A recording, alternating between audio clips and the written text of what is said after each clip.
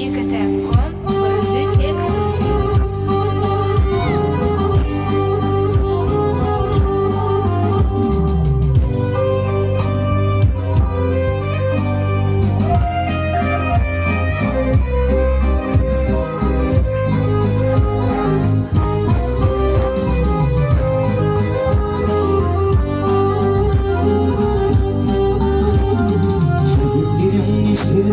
Anım döker ay güdür Şu aratmış koynumdan gelip sok yar ay güdür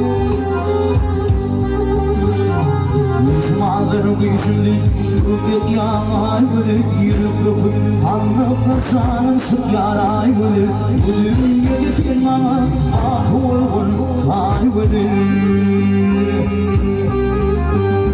Ruhum yar bir hayalini konuşurmam Yerim kendi sahibim Südükülük yüzüne Hatanlarım değil Ayıp derleri tavşırmam Halidip Mutlu ile konuşurmam Aşklarını yükledim Canım sıklar ayrılır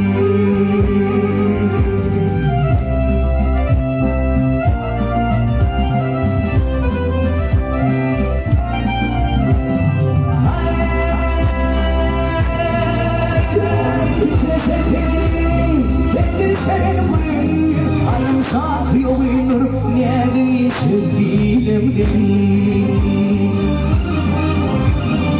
Oğluşum yerli Dırdı kuler gelirinden Gölmedeki istikleri Sever yutamurun Bugün yüzüm bana Bakul ay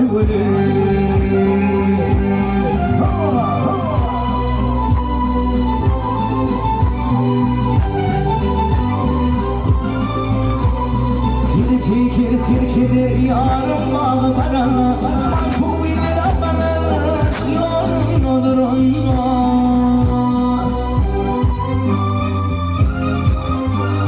Aşık olur olur yere bakıp yüreğine Nokşuluk şirlemeti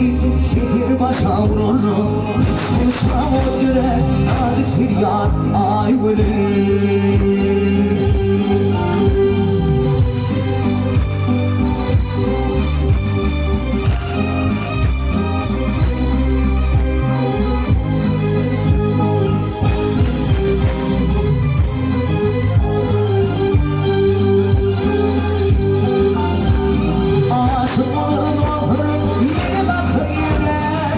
Çoluk şiddemeti gelir başa vurur Uçmuşta o yürek adı firyat ay güdür